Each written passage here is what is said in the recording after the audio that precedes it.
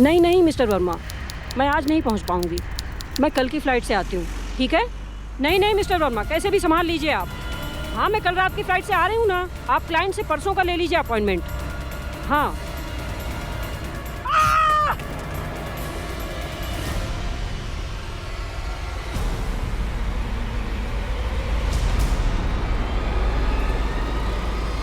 मम्मा उठो प्लीज, मम्मा मम्मा। आखिर ये हो क्या रहा है? कोई सुराग भी नहीं मिल रहा है। दिन दहाड़े भीड़ में एक महिला का खून हो गया और कातिल सबकी नजरों से बचकर फरार हो गया।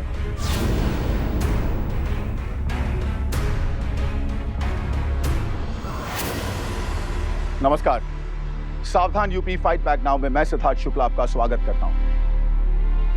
आए दिन अखबार, टीवी और ऐसे दूसरे माध्यम से कत्ल की वारदातों की खबर आती रहती है, लेकिन अभी अभी जो आपने देखा वो अपने आप में एक चौंका देने वाली घटना थी। जिस महिला का कत्ल हुआ वो कौन थी? आमतौर पर ऐसी वारदातों की वजह आपसी दुश्मनी, बदला या पैसे से जुड़ी होती है, लेकिन इस खून के पीछे खूनी का क्या इरादा था? अपराधी ने इस घटना को इतनी सुनियोजित तरीके से अंजाम दिया जिससे यह पता चल रहा था कि कत्ल किसी नौसिखे ने नहीं किया, बल्कि किसी ऐसे इंसान ने किया है जिसे पुलिस और प्रशासन का कोई डर ना हो। इस घटना ने शहर के लोगों को झकझोर कर रख दिया था। आखिर ये पूरा मामला क्या था और क्या ऐसा खतरनाक अपराधी कानून की गिरफ्त में आ पाएगा? ये जानने के लिए आइए देखते हैं यूपी की ये सनसनीखेज वारदात।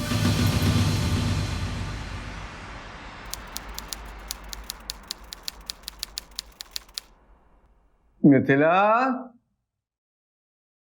मिथिला बेटा। ओके, नो प्रॉब्लम, मैं ठीक टाइम पे पहुंच जाऊंगी। तुम लोग बस तैयार रहना, ठीक है? मिथिला। अच्छा सुन, मैं भी रखती हूँ, चाचा जी आ रहे हैं, ठीक है? अब उन्होंने देख लिया तो मैं आना मुश्किल कर देंगी। चल बाय। मिथिला बेटा। हाँ जी। अरे तुम क्या कर रही है? चलो पूजा का समय हाँ हाँ, चलिए चलिए। आ जाओ आ जाओ आ जाओ, जल्दी आओ। हाँ चाचा जी आ रही। माँ और बाबूजी से पहले आशीर्वाद तो ले लो। आरती फिर। अच्छा एक बात बताइए चाचा जी, आप हमेशा भगवान की पूजा करने से पहले माँ बाबूजी की पूजा करते हैं, क्यों? बेटा, बड़े भैया और भाभी को मैं ईश्वर से ज्यादा पूजनीय मानता हूँ।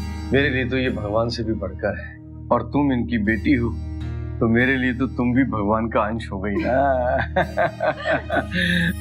बस बस बस, बहुत लाड प्यार हो गया चाचू से। जल्दी तैयार हो, क्या हो, देर हो रही है। तैयार? मैं तो तैयार हूँ।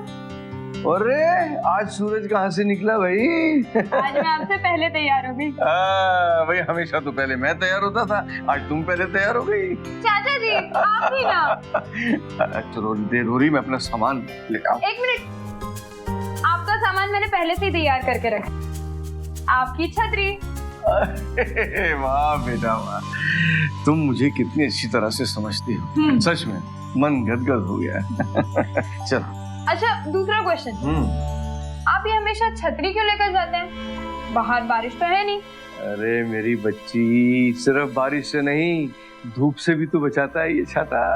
और फिर बुढ़ापे में मेरे लाठी का काम यही देगा ना। अच्छा ठीक है, अब देर नहीं हो रही? अरे हाँ भाई। चलो सर, सारा हिसाब किताब इसमें लिख दिया है, लेकिन इस फाइल को रखे कहाँ? किसी के हाथ लग गया तो गजब हो जाएगा सर। Excuse me sir. कितनी बार आपको बोला है गंगाराम जी कि बिना पूछे अंदर मत आया कीजिए, लेकिन आप कुछ समझते ही नहीं। इतनी उम्र हो गई है आपकी, कम से कम इतनी समझदारी तो आपके अंदर होनी चाहिए।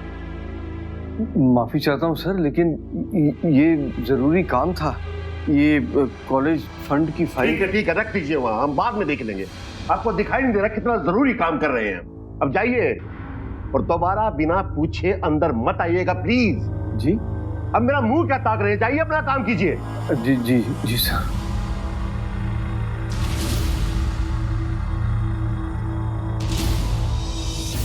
ये गंगाराम बहुत ही ईमानदार आदमी है।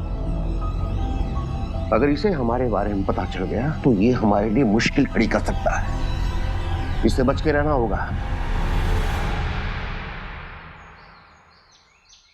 मिथिला, तुमने अपना प्लान तो बना लिया है ना? तुम्हारी ही प्रॉब्लम रहती है। क्या करूं यार, चाचा जी की टेंशन रहती है कि कहीं देख ना ले।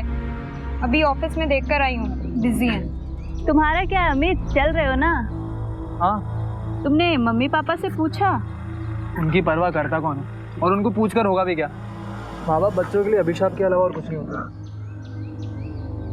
लगता है आज तुम्हारा फिर से तुम्हारे पापा के साथ झगड़ा हुआ है। आखिर तुम्हारा प्रॉब्लम क्या है अपनी फैमिली के साथ? छोड़ो ना यार, कुछ और बात करते हैं। ओके, तुम क्या ऐसे बहन जी बन के जाओगी हमारे साथ? कोई ढंग के कपड़े तो पहन के आती। एक मिनट,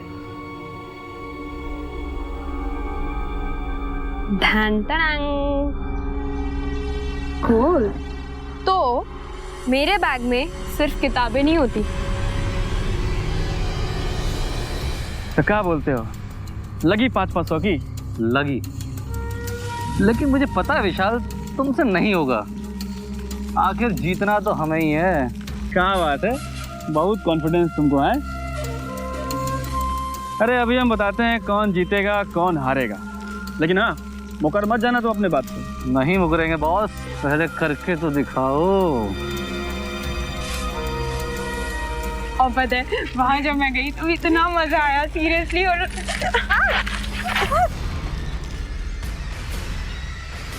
अबे पगला गए हो क्या? दिमाग खराब है तुम्हारा? क्या कर रहे थे? मार के फाड़ दूंगा तुझे। बाप रे बाप भैया जी, हमको तो डर लग रहा है। अब तो बहुत गुस्सा हो रहे हैं, हम तो डर गए भैया जी। चुप साले, अब बोलो ना रे। अमित, चलो यहाँ से, जाने दो।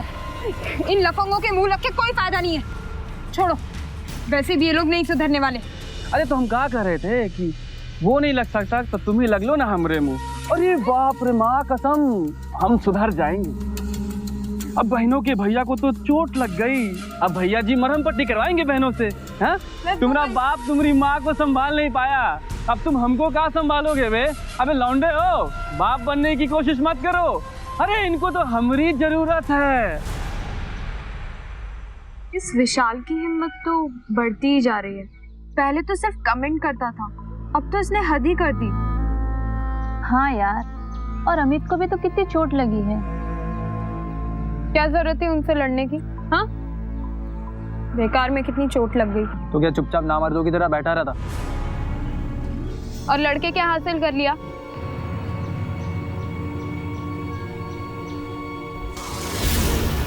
अमित, ये कैसी लगी है? खून सूख गया है, पुरानी लग रही है। छोड़ो ना, पता नहीं कब लगी। कहीं तुम्हारे पापा ने तो? छोड़ो ना यार, बचपन से ऐसी चोट लगती आ रही है, तो आदत सी हो गई है। तुम्हारे पापा जल्लाद है क्या? कोई इतना बेरहमी से अपने बेटे को मारता है? हमारे भी तो मम्मी पापा है और हमें कितना प्यार करते हैं। अपने माँ बाप के गुणगान गाना बंद करो। किसी के माँ बाप अच्छे नहीं हो सकते, सब दिखावा है। माँ बाप ने तो जिंदगी जहन्नुम बना दी, हमसे बेहतर जिंदगी तो अनाथों की है। सोच समझ कर बोलो अमित, मिथिला को बुरा भी लग सकता है। आई एम सॉरी मिथिला, मुझे तुम्हें चोट नहीं पहुंचाना था, बस गुस्से से मुंह से ऐसे ही निकल गया। कोई बात नहीं अमित, मैं तुम्हारी तकलीफ समझ सकती हूँ। मुझे अपने माँ बाप को खोने का गम जरूर है, पर तुम लोगों को पता है, जब मैं चाचा जी के साथ होती हूँ ना, तो मुझे किसी चीज़ की कमी महसूस नहीं होती। मैं अपने सारे गम भूल जाती हूँ। छोड़ो ना इन सब बातों को। अभी सबसे बड़ा प्रॉब्लम ये विशाल है, इसका क्या करें? कुछ ना कुछ तो करना ही होगा इसका। मिस्टर प्रिंसिपल, वो गुंडा मवाली विशाल आए दिन मेरी बेटी रीतू को छेड़ता रहता है, और आप यहाँ हाथ पर हाथ धरकर बैठे हैं। Why don't you rusticate the student from your college? आप उसके खिलाफ कोई एक्शन क्यों नहीं लेते? अरे आज उसने मेरी बेटी को छेड़ा है, कल किसी और की बेटी को छेड़ेगा। हो क्या रहा है इस कॉलेज में आखिर? आपको नहीं लगता कि हमारी डॉटर्स की सेफ्टी की रिस्पॉन्सिबिलिटी आपकी है? देखिए मैडम, आप मेरी बात भी तो सुनिए। पहले आप मेरी बात सुनिए, या तो कुछ सख्त एक्शन लीजिए विशाल के खिलाफ, नहीं तो मुझे कोई दूसरा रास्ता अख्तियार करना पड़ेगा। सर प्लीज, आप मेरी हालत समझने की कोशिश कीजिए। मेरे लिए विशाल के खिलाफ कोई भी एक्शन लेना मुश्किल है, क्योंकि विशाल स्टूडेंट यूनियन का लीडर है। अगर मैंने उसके खिलाफ कुछ भी किया तो स्टूडेंट यहाँ हंगामा खड़ा कर देंगे। कहना क्या चाहते हैं आप? यूनियन लीडर है, इसका क्या मतलब है कि वो कुछ भी करता रहेगा, उसकी मनमानी चलती रहेगी? लिसन मिस्टर प्रिंसिपल, वो कितना भी बड़ा दबंग क्यों ना हो, उसने गलती की है और उसको उसकी गलती की सजा देनी पड़ेगी, और ये सजा देंगे आप।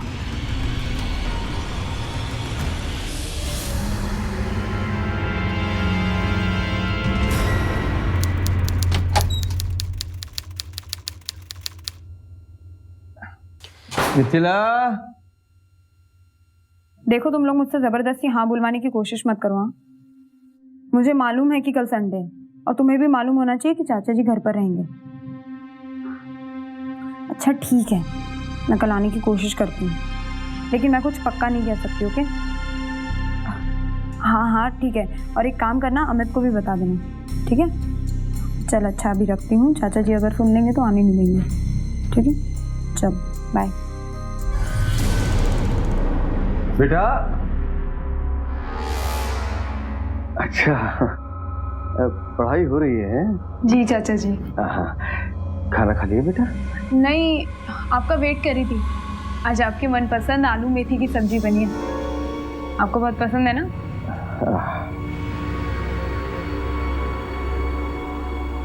क्या हो गया, आप कुछ परेशान लग रहे हैं? हाँ बेटा। बैठिए। दरअसल आज कॉलेज में जो हंगामा हुआ, फिर विशाल को सस्पेंड कर दिया गया, इन सब बातों से थोड़ा परेशान है। ये आजकल के बच्चों को पता नहीं क्या हो गया है, पढ़ाई लिखाई के बजाय ये छिछोरी हरकतों पर ज्यादा ध्यान देते हैं। देखो बेटा, हम बड़े लोग नहीं हैं, इसलिए तुम इन चीजों से ज्यादा दूर ही रहना। अपनी पढ़ाई लिखाई और करियर पर ध्यान दो बेटा। ये सब बातें हमारे साथ नहीं होनी चाहिए। आप चिंता मत करिए चाचा जी, मैं इन सब चीजों से हमेशा दूर रहती हूँ। मुझे पता है, बस ऐसे थोड़ा डर जाता हूँ। अरे चलो, बहुत जोर से भूख लगी है, खाना खाते हैं, कल संडे है, पढ़ाई करती रहना, तुम्हारे बनाए हुए फेवरेट मेरे आलू मेथी का स्वाद चखते हैं। कौन कौन, आ जाओ आ जाओ आ जाओ। चलिए।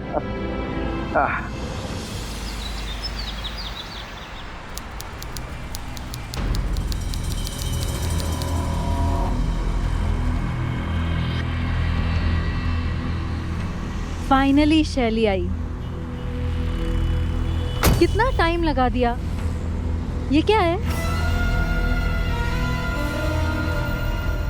शैली, ये क्यों लेकर आई हो? मुझे कुछ ठीक नहीं लग रहा। शराब की तो कोई बात ही नहीं हुई थी। क्या मिथिला, तुम भी ना? शौक पूरे करने का यही तो वक्त है। यार, ये अमित कहाँ रह गया? ये सब करना तो उसी का काम था और कर हम रहे हैं। हाँ, मैं उसी को फोन कर रही हूँ, पर अनरीचेबल आ रहा है। शायद रास्ते में होगा, आता ही होगा। हम थोड़ा और वेट कर लेते हैं। नहीं, तुम लोग पियो ना, मैं नहीं। प्लीज। अच्छा ठीक है, पर सिर्फ एक सिप। ओके। और प्रॉमिस करो, उसके बाद तुम लोग बिल्कुल फोर्स नहीं करोगे। Okay sure. प्रॉमिस? प्रॉमिस।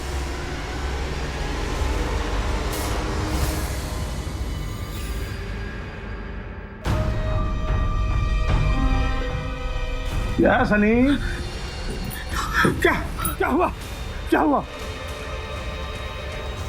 नहीं नहीं नहीं,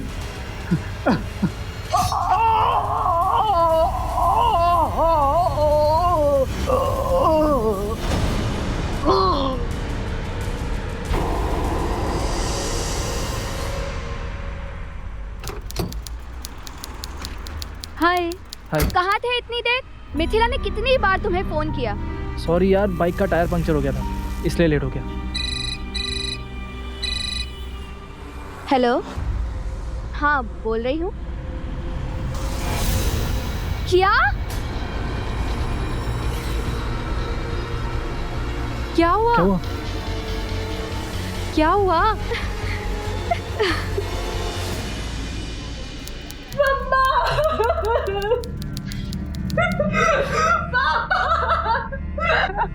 शैली, शैली संभालो खुद को। इंस्पेक्टर साहब, इस कंट्री में लॉ एंड ऑर्डर नाम की कोई चीज है या नहीं? इतने पॉश इलाके में दिन दहाड़े इतने बड़े लोगों का इतनी सिक्योरिटी के बीच में कोई आकर मर्डर कर देता है, वो भी उनके घर में घुसकर, और आप खड़े हैं। मैडम, कानून, पुलिस और सिस्टम को कोसने से गुनहगार तो नहीं पकड़ा जाएगा ना। और हमारी आपसे रिक्वेस्ट है कि आप हमें अपना काम करने दें।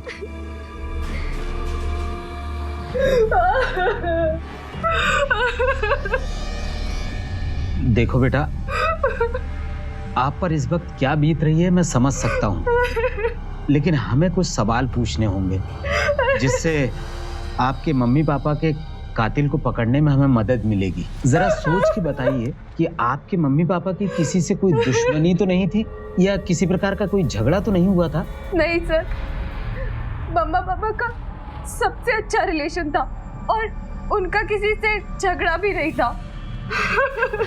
फिर क्या वजह हो सकती है? यहाँ के हालात देखकर ऐसा लगता तो नहीं कि कातिल जबरदस्ती या इस घर के लोगों की मर्जी के बगैर अंदर आया होगा। उसने कोई सबूत भी नहीं छोड़े हैं। इसका मतलब तो ये है कि ये कातिल इस परिवार का परिचित है और घर वालों की मर्जी से ही अंदर आया था। सर, घाव देखकर लगता है कि किसी धारदार हथियार से वार किया गया है। लगता है किसी गुप्ती जैसे हथियार का इस्तेमाल किया गया है। और कातिल कत्ल करने के बाद सारे सबूत मिटाकर तुरंत गायब भी हो गया। उसने बहुत सोच समझकर ये खून किया है। सर, किसी कीमती सामान या कैश गायब होने के भी सबूत नहीं मिले। यादव जी, एक काम करो, दोनों बॉडियों को पोस्टमार्टम के लिए भिजवाओ। ठीक है, करवाओ।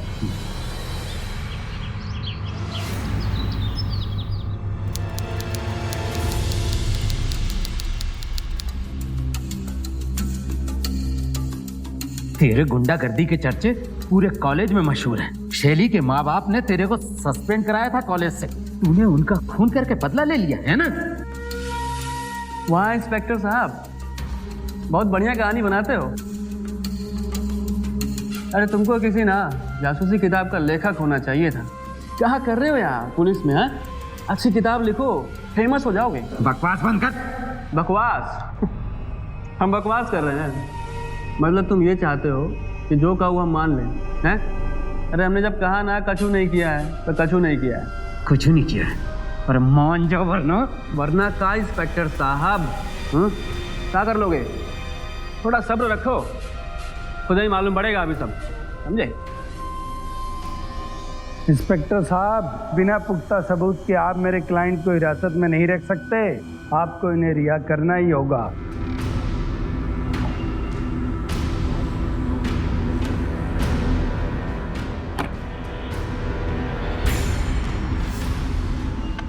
समझ गए?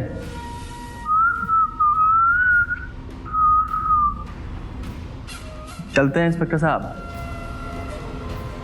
चलिए। वकील ठीक कह रहे हैं सर। इस विशाल के खिलाफ हमें अभी तक कोई पुख्ता सबूत नहीं मिले। हो सकता है ये कातिल नहीं हो, कातिल किसी और ने किया हो। इसने नहीं किया, फिर किसने किया? कौन हो सकता है? कहाँ जा रहे हो जल्दी में? आपको इससे मतलब? आप प्लीज बाप बनने की एक्टिंग बंद कीजिए। तुझे शर्म नहीं आती? क्या नहीं किया मैंने तेरे लिए? तेरी माँ के तलाक के बाद भी माँ बाप का प्यार दिया तुझे। हो गया, अब ये ड्रामा बंद कीजिए, मुझे देर हो रही है।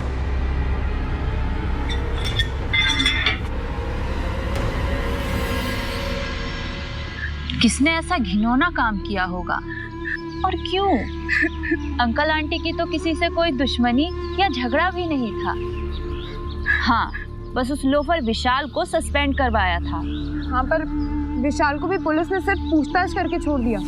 मैं तो बस ये चाहती हूँ कि जो भी कातिल है वो जल्द से जल्द पकड़ा जाए।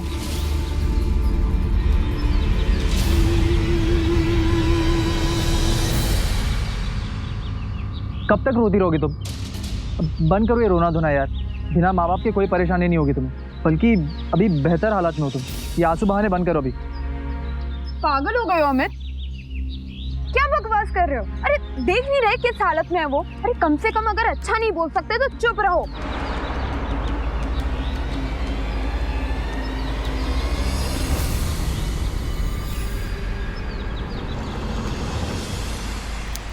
नहीं नहीं मिस्टर वर्मा, मैं आज नहीं पहुंच पाऊंगी।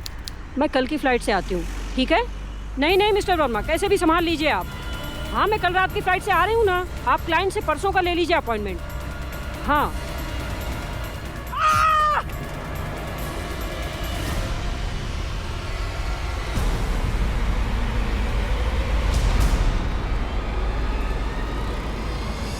ये केस सुलझता ही जा रहा था। पहले एक पॉश इलाके में 2 लोगों का बेरहमी से खून हो गया, फिर एक भीड़-भाड़ वाले इलाके में एक महिला का ठीक उसी तरह से और वैसे ही हथियार से खून हो गया, लेकिन ना कोई सबूत और ना कोई गवाह। कातिल कानून की परवाह किए बिना वारदात को अंजाम दिए जा रहा था। कॉलेज की लड़कियों के साथ छेड़खानी और अपनी दबंग प्रवृत्ति की वजह से पुलिस ने विशाल पर शक किया और उसे गिरफ्तार किया, लेकिन सबूत ना होने की वजह से उन्हें विशाल को छोड़ना पड़ा। कड़ी पूछताछ के बावजूद भी पुलिस को विशाल से कोई जानकारी हासिल नहीं हुई। पुलिस उलझन में पड़ी कि आखिर खूनी का असली मकसद क्या था और वो क्यों इतनी बेरहमी से वारदात किए जा रहा था। क्या पुलिस को कातिल का कोई सुराग मिला? क्या गुनहगार पकड़ा गया? या दर्दनाक कत्ल का ये सिलसिला यूं ही चलता रहा? मम्मा उठो प्लीज, मम्मा मम्मा चुप हो जाए मम्मा, प्लीज उठो, संभालो अपने आप को। मैं है ना तेरे साथ। आखिर ये हो क्या रहा है? प्लीज उठो। कोई सुराग भी नहीं मिल रहा है। बेटा, अब जाने वाले को कौन रोक सकता है? तू चिंता मत कर, मैं हूं ना, मैं सब संभाल लूंगा बेटा। आखिर सारे खून एक ही तरीके से हो रहे हैं और हथियार भी सेम है, और इस कातिल की तो हिम्मत बहुत बढ़ गई। इसीलिए उसने इतने भीड़ भरे इलाके में ये मर्डर करने का जोखिम उठाया और भीड़ के बीच में गुम हो गया, पता ही नहीं चला कहाँ गया। सर, वारदात की जगह सबसे पूछताछ की, लेकिन ना कोई गवाह मिला और ना ही कोई सबूत। ये विशाल को सस्पेंड करवाया था ना, उसके लिए मिस्टर और मिसेस कटारिया के साथ मिसेस माथुर भी गई थी। जी सर, लेकिन सर इस विशाल के खिलाफ हमें कोई गवाह या सबूत नहीं मिला है। तो खोजो, ये विशाल के खिलाफ गवाह और सबूत खोजो। मुझे पक्का भरोसा है कि ये काम उसी का है, और जो लोग विशाल को सस्पेंड कराने गए थे, ये सारे खून उन्हीं के हुए हैं। शायद उसने बदला लेने के लिए ऐसा किया होगा, और तो कोई बात मुझे नजर नहीं आती। बॉडी को पोस्टमार्टम के लिए भेज दो। जी, एम्बुलेंस बुलाओ। चलो उठाओ।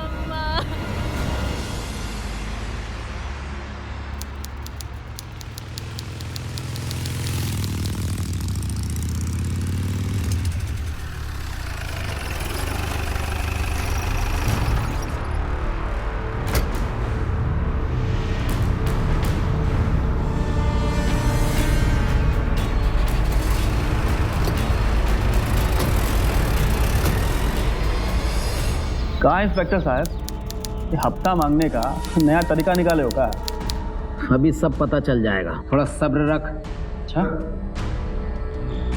सर, इसके पूरे घर की तलाशी ले ली है। इसके घर का सारा सामान छान मारा है। इसकी बाइक की तलाशी लेते वक्त ये गुप्ती मिली।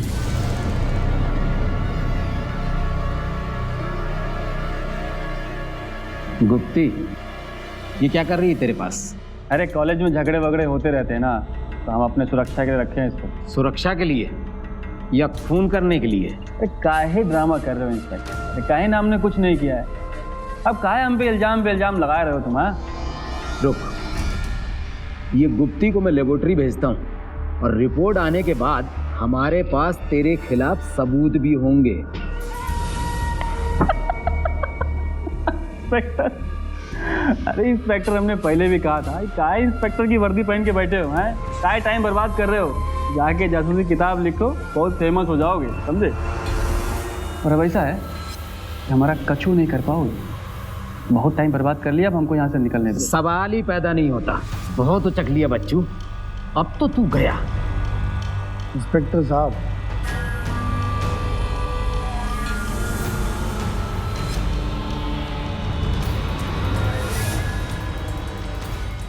बढ़िया से देख लीजिए, तसल्ली हो गई? चले। मिलते हैं, चलिए वकील।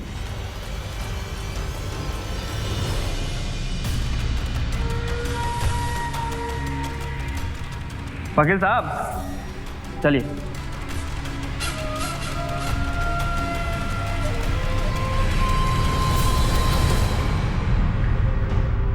आपने जाने क्यों दिया इसे? मुझे पूरा यकीन है कि यही गुनहगार है, सारे खून इसी ने किए हैं। देखिए, हमारे हाथ कानून से बंधे हुए हैं और हमारे पास उसके खिलाफ कोई सबूत भी नहीं है, और बगैर सबूत के हम उसको हिरासत में भी नहीं ले सकते। और आप फिक्र मत कीजिए, हम एक न एक दिन गुनहगार को पकड़ ही लेंगे। एक न एक दिन हमारे पास उसके खिलाफ सबूत होंगे, फिर देखता हूँ कैसे जाता है वो। अरे यादव जी, ये गुप्ती लेकर लेबोरेटरी जाओ। जी सर। अब आप लोग भी घर जाओ, हम कार्रवाई कर रहे हैं।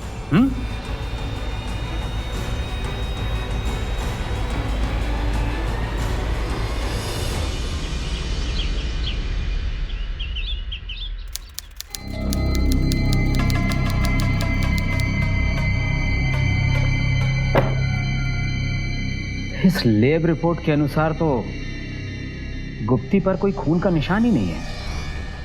हमारे पास विशाल को छोड़ने के अलावा कोई चारा ही नहीं था। सर, वो बहुत चालाक आदमी है। वो चालाक आदमी है या हम किसी गलत आदमी पर नजर गड़ाए बैठे हैं? ऐसा कैसे हो सकता है सर? उसके अलावा और कौन खून कर सकता है? अरे यही तो हमें पता करना है, क्योंकि खून एक विशेष तरीके से हो रहे हैं। पर हाँ, मिथिला और अमित के घर वालों को थोड़ा सतर्क कर दो, क्योंकि हो सकता है कि इस खूनी का अगला निशाना इनमें से कोई हो। और हाँ, विशाल पे नजर रखे रहना। जी सर।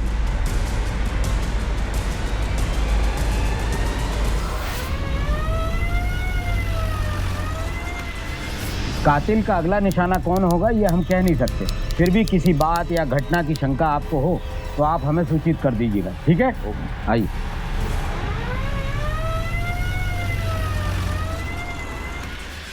मुझे ये समझ में नहीं आ रहा है इंस्पेक्टर साहब कि कोई मेरा खून क्यों करेगा। हाल ही की घटनाओं को देखते हुए हम कुछ कह नहीं सकते, पर हमारा मशवरा है कि आप लोग सतर्क रहें, ठीक है? चलो।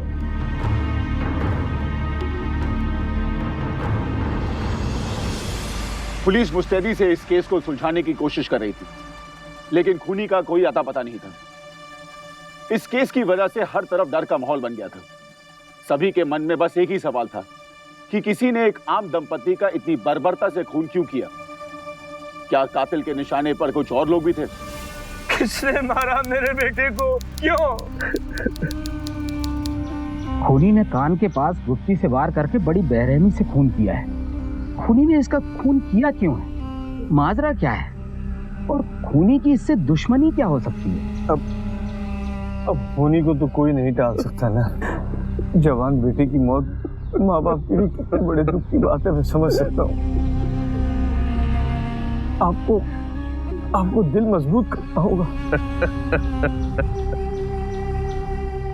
आखिर ये सब कर कौन रहा है?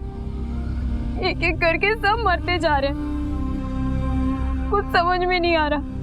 कब तक चलेगा ये सब? हौसला रखो बेटा, पुलिस अपना काम मुस्तैदी से कर रही है ना। इस बार भी कातिल ने गुप्ती की तरह किसी हथियार का इस्तेमाल किया है। इसका मतलब है कि ये सारे खून एक ही आदमी कर रहा है। सर, हमारा पूरा शक सिर्फ विशाल पर ही था। हमारी पूरी नजर है उस पर, लेकिन जब ये खून हुआ तो वो यहाँ शहर में था ही नहीं। वो अपने दोस्तों के साथ शहर के बाहर अय्याशी कर रहा था। इस बात के पूरे सबूत हैं उसके पास। फिर कौन हो सकता है? पर ये खूनी अपने अगले शिकार पर हमला करे उससे पहले हमें उस तक पहुंचना होगा। पर कैसे?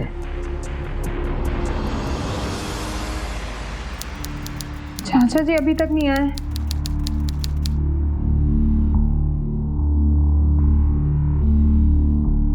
हे भगवान, प्लीज मेरे चाचा जी को सही सलामत घर पहुंचा देना।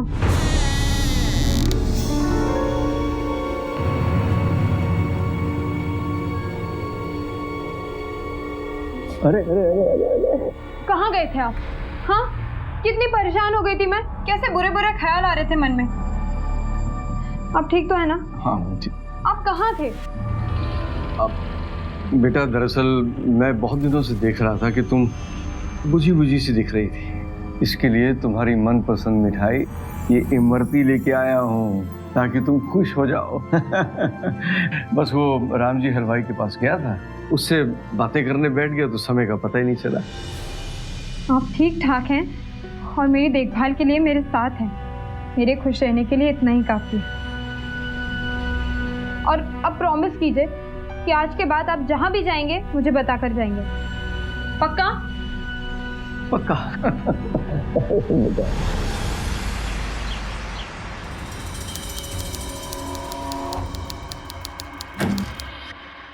कलेक्शन तो बहुत आया सर इस बार। Good morning principal. अरे विशाल बेटा आओ, बैठो बैठो बैठो। हाँ प्रिंसिपल, इस बार लगता है बहुत कलेक्शन हुआ है। लाओ लाओ, एक दे दो कुछ पैसा हमको भी, जैसे हर साल देते हो वो बंद कर दो हमारा। लाओ, कि कॉलेज के फंड में से तुम कितना घपला करते हो। हाँ, ये कहाँ दे रहे हो? 1000 का नोट दो। अरे लाओ, तुम गिनते रहोगे। हाँ, तो कितना समझदार है। चलो जीते रहो।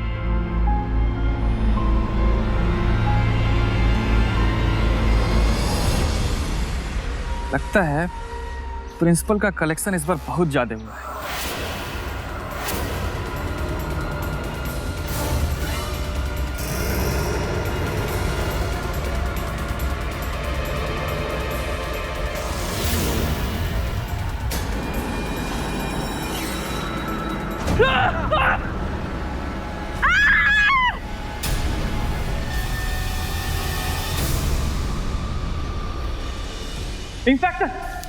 इंस्पेक्टर वो पूरा खुली फास्ट, ज्यादा फास्ट चलो। नहीं नहीं, मेरे पास मत आइएगा। वहाँ पे खूनी है, आपने सारे खून किए हैं। तुम मुझसे क्यों डर रही हो बेटा? अरे मैंने कुछ भी गलत नहीं किया है। मैं तो जो कुछ भी कर रहा हूँ तुम्हारी भलाई के लिए कर रहा हूँ बेटा। उन दरिंदों की संगत में अगर तुम आ जाती तो तुम भी बिगड़ जाती। तो मैं तुम्हारे माँ बाप को क्या मुंह दिखाता, क्या कहता उनसे? अरे उस समाज की गंदगी है, और समाज की गंदगी को साफ करने की हमारी भी कुछ जिम्मेदारी है। अरे इसमें तो तुम्हें मेरा साथ निभाना चाहिए। वो लोग गंदे लोग हैं, वो बिगड़े हुए हैं, और मैं तुम्हें कैसे बिगड़ने देता? और तुम मुझसे डर रही हो। मैं चाचा हूँ तुम्हारा। नहीं नहीं, आप मेरे चाचा हो ही नहीं सकते। मेरे चाचा किसी का खून नहीं कर सकते थे। आप एक खूनी दरिंदे है, दरिंदे, जिसने अपनी सनक में सबको बेरहमी से मार डाला।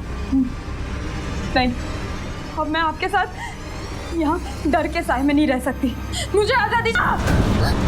आजादी चाहिए तुम्हें? आजादी चाहिए? मैं तुम्हें इस तरह बिगड़ने की आजादी नहीं दे सकता, समझी तुम? इससे अच्छा तो ये है कि मैं तुम्हें मार दूंगा। नहीं, मैं तुम्हें इस तरह बिगड़ते हुए नहीं देख सकता बेटा। तुम मर के अपने माँ बाप के पास जाओ। नहीं नहीं, और उनके साथ आराम से रहो। मैं सारी जिंदगी तुम्हें याद करता रहूंगा कि तुम बहुत अच्छी बच्ची हुआ करती थी, लेकिन मैं तुम्हें बिगड़ने की आजादी नहीं दे सकता। मिथिला की जान खतरे में है, खूनी उसका भी खून कर सकता है। बात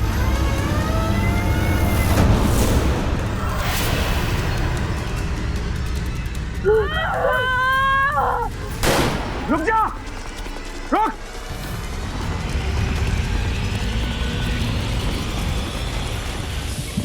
ज्यादा उसका पीछे करो, एम्बुलेंस को फोन करो। क्या हुआ? सर वो भाग गया। चलो।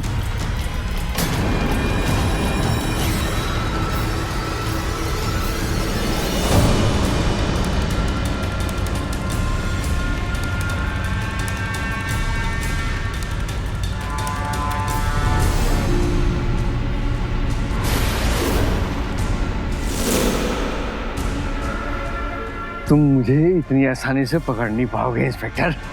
मुझे अपनी जान की परवाह नहीं है। अपनी जान बचाओ।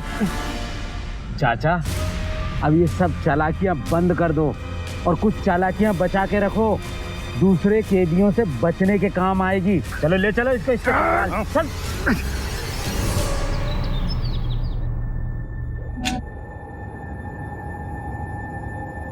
अगर हम टाइम पर नहीं पहुंचते तो तू तो अपनी भतीजी को भी नहीं छोड़ता।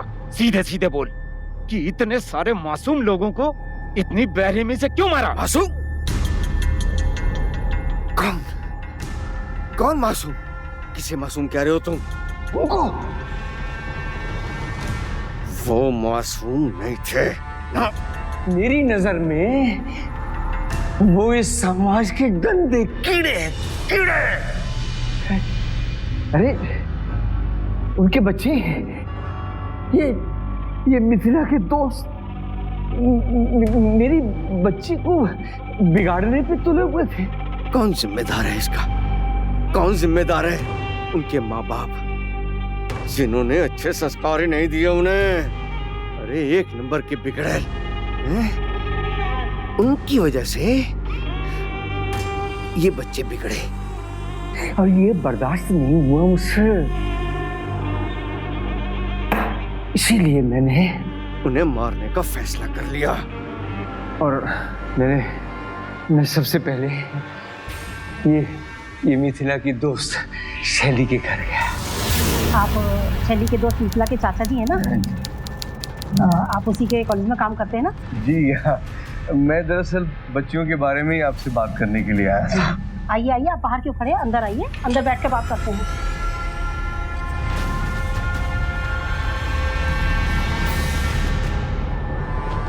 क्या सनी?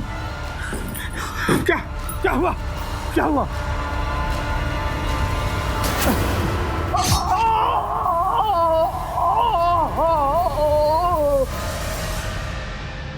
एक गंदगी को तो मैंने हटा दिया था। अब बारी थी रितु की माँ मिसेस माथुर की।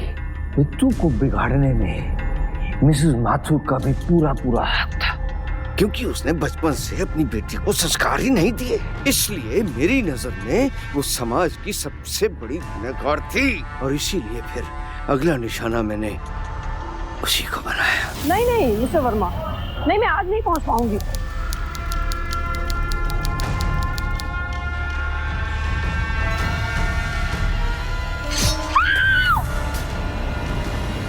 और अमित को क्यों मारा? उसकी क्या गलती थी? गलती? अरे उसकी सबसे बड़ी गलती ये थी कि उसने मेरी प्यारी भतीजी उसके साथ प्यार करने की कोशिश की। क्या है? अमित को भी बता देना, ठीक है? अच्छा चल, चाचा जी आ रहे हैं, मैं रखती हूँ। Okay, bye. कैसे बर्दाश्त करता मैं? इसलिए मौका मिलते ही मैंने उसे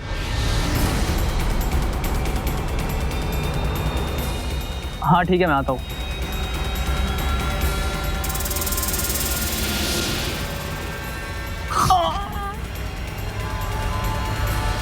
और विशाल को मारने की कोशिश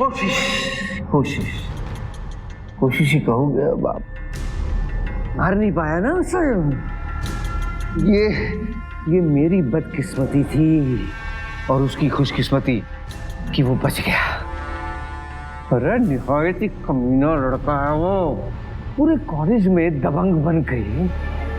ये सारे बच्चे बच्चियों को सताता रहता, तंग करता है वो। अमीर बाप की बिगड़ी औलाद। अरे उसे तो सबसे पहले मारना चाहता था मैं, सबसे पहले। वो मेरी मिथिला को तंग कर। अरे कैसे छोड़ूंगा मैं उसे? हैं? मौका मिलते ही मैं उसे मार नहीं बोला था कि ये आ गई और इसने सब देख लिया। मैं तो इसे समझाने की कोशिश कर रहा था कि बेटा, जैसे मैं तेरे भले के लिए कर रहा हूँ बेटा। पर एक नहीं सुनी। डर के भाग गई मुझसे। पर तुम वाकई में एक सनकी पागल हो। तुम्हारे सनकीपन ने कितने लोगों की जान ले ली है, और तुम्हारे जैसे सनकी को खुला छोड़ना पूरे समाज के लिए खतरा है। और सुन, तेरे को जेल के साथ साथ है ना साइकेट्रिस्ट की भी जरूरत है। लेकिन चुप, बकवास बिल्कुल बंद कर तेरी बकवास। ले जाओ इसको। चुप हो जाओ मिथिला, हम सब यहाँ हैं ना, सब ठीक हो जाएगा, हिम्मत रखो मिथिला। अदालत ने 52 साल के गंगाराम मिश्रा को मानसिक रोगी मानते हुए समाज के लिए खतरा बताया। सीरियल मर्डर के जुर्म में गंगाराम मिश्रा को दोषी करार देते हुए अदालत ने आईपीसी की धारा 302 के तहत उम्र कैद की सजा सुनाई। आज की इस व्यस्त जिंदगी में हम अपने आसपास मंडरा रहे खतरे का एहसास नहीं करते, और अपराधी हमारी इसी लापरवाही का फायदा उठाकर अपराध करने में कामयाब हो जाते हैं। हमारी सुरक्षा की जिम्मेदारी सिर्फ पुलिस की नहीं, हमारी भी है। किसी भी मामले पर जरा भी शक होने पर तुरंत पुलिस को इत्तला करें। इसके साथ ही मैं सिद्धार्थ शुक्ला आपसे विदा लेता हूं। तो सावधान